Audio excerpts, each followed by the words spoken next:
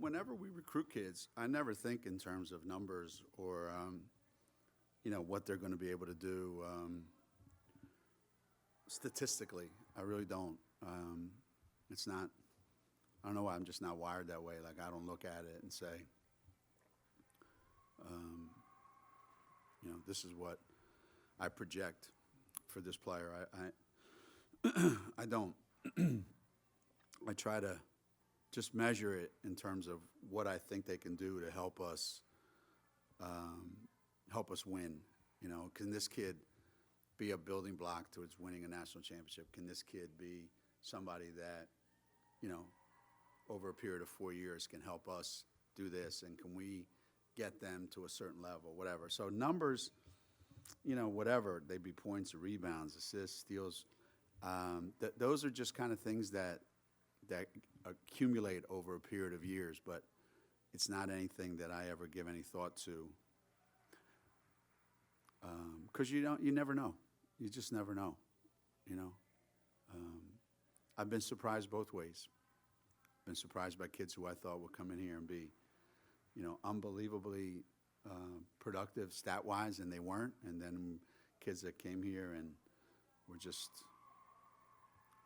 way, way more than what I ever envisioned them to be. So, no, I really didn't give any numbers. I didn't think of it in those ways. I know one thing, Tina would have had a lot more than 2 offensive rebounds today. Overall, still exceeding your expectations from way back? No, I don't think she's exceeding her own. And I don't think she's exceeding mine or anybody else's. I think when you come out of high school and you have the kind of experiences that she had coming out of high school, that that's a possibility. The things that she's done, that's a possibility. And I don't mean stats. I mean the accomplishments so far. So, I think for something like that, you probably can't ever say, yeah, she is, because then the implication is when she was coming out, I didn't think she was going to be this good. So whatever she does, I'm like, yeah, she should be able to do that. There was a sequence, Stewie went up and got an offensive rebound, and she shook it back. Mariah got the next one over a couple of 6-footers in the score off that. Do you appreciate that the competitive, you see the talent, how competitive those two kids are, how they've been now since they've been in? I think it was much more so in the second half. It's probably a second half thing, right? Because there wasn't a whole lot of that in the first half. I thought Mariah, there was a little bit of a look in her eye at halftime, like, this is not the way I envisioned this going today. And I think when we came out in the second half, there was a little bit of you could see that there was a distinct difference in our approach in the second half than there was in the first half. And, quietly, Mariah goes about doing that. She doesn't do it with a lot of screaming and yelling and whatever, but more so than maybe it appears on the outside. Mariah really sets the tone for a lot of things that happen for us. Is Lou headed in the right direction right now, where you feel you'll be able to trust her fully in the post? Like on the way back to California, or on the way to where? What direction are you talking about? Again,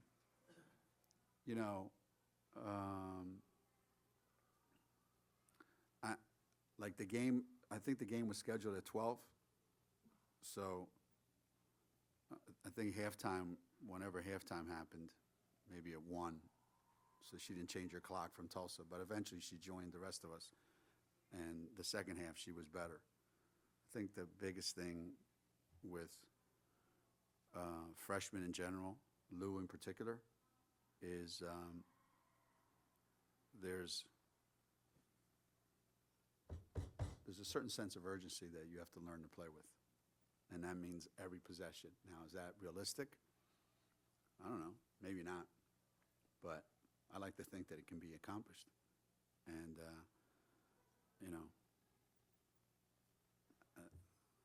I went in at halftime.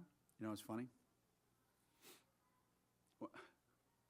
it's harder today than it's ever been to communicate with players, because you're never quite sure, like, what's the right communication tool that you should be using, you know? So I made a point to let everybody know on our team that between Lou and Nafisa and Nat, they played a total of 28 minutes in the first half. That's a lot of minutes, correct? Okay. Well, they got as many offensive rebounds, the three of them combined, as you did. So that was a great effort by the three of them. So I think they are going in the right direction. Backwards. Natalie is so much of the season, obviously. So where do you see her now, and where do you want her to be by the time you get to postseason? How are you? I'd like to see Nat get a couple offensive foul calls, like where she just levels somebody going to the basket really hard, or somebody comes in the lane and she just knocks them on their ass and then puts her hand up and goes, "Yeah, that was my foul." Like, I like to see her, like, take advantage of her size. I think she's still a little tentative, and that might be because she hasn't played in a while, or she's just trying to get acclimated. But I think in time, let's put it this way, when you think about how many games have we played, how many games has she played in her career at Connecticut, it's not a lot. So I would like to think that with each game, with each practice, we're getting closer to where there's a big physical presence inside, the kind of presence Stephanie had. Now, I know that took a little bit of time, but that's kind of, I'm not saying the same skill set that Stephanie had. I'm just saying the same big physical size. Because when we had Stephanie, Stewie, and Kia Stokes out on the court at the same time, people used to talk about why they used to shoot so many threes against us. They still didn't go in as much, but you couldn't score anywhere in the lane against us back then. We were just too imposing. I don't know that we're there right now, but I'd like to see Natalie help us out with that. Geno, when defensive awards are given out at the end of the year, the statistic everyone seems to look at is block shots. Or steals. But is there a better defender than Mariah, not only with her steals, but on the ball? No. I mean, I haven't seen anybody that we've played against so far that I think day in and day out plays as consistently well defensively as Mariah does.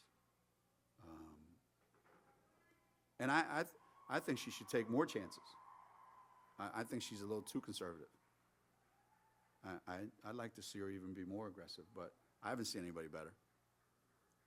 What makes her so effective besides her athletic abilities? Again, I think you have to have a gambling mentality at times. You have to be solid fundamentally, but I think you have to be willing to take some risks and calculated risks. It's like a defensive back. You got to be tough, and you got to be smart, and you got to be fundamentally sound. But you know what? You got to take some risks. And I think our Mariah and Kia, I think the two of them have really, really, really, really improved a lot defensively from the beginning of the year, and certainly from the beginning of last year. Mariah said yesterday that you had made a concerted effort to ask them to ball hawk a little bit more, get the defense going 6 games in a row now with 20 or more turnovers. Is that kind of the direction you want this team to go in? Yeah, I mean, we want to create a faster pace for ourselves, because I think that benefits us. And in order to do that, you have to, create a lot of possessions. And if you can get the other team to play a little quicker than you want them to, and you might get hurt on a couple possessions, but I think the benefits far outweigh the negatives. And that's what's happened. Matter of fact, since the first Memphis game, there's been a huge kind of uptick from where we were before the first Memphis game to today in what we've been able to accomplish defensively, for sure. Brianna obviously has a lot of the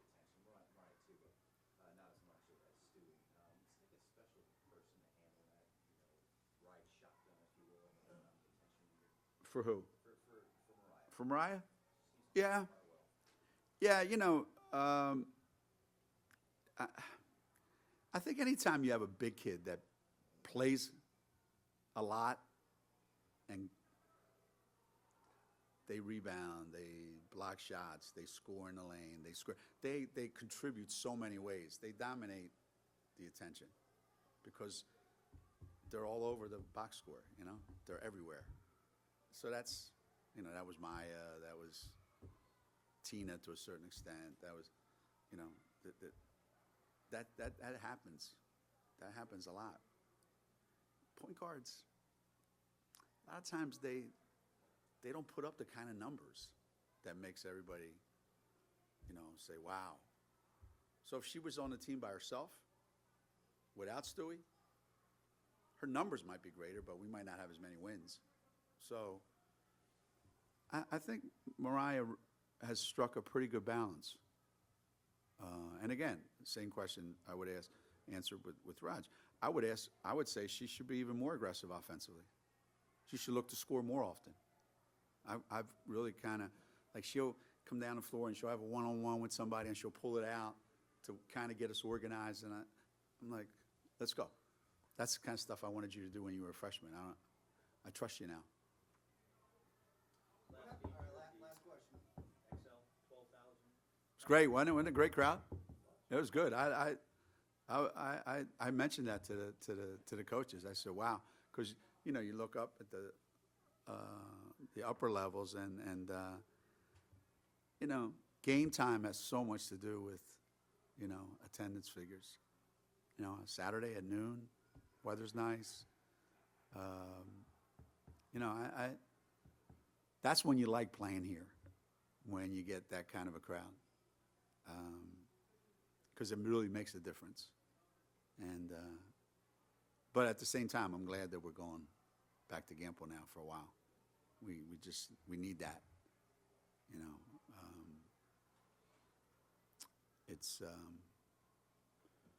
It's our home court. It's where we live, you know.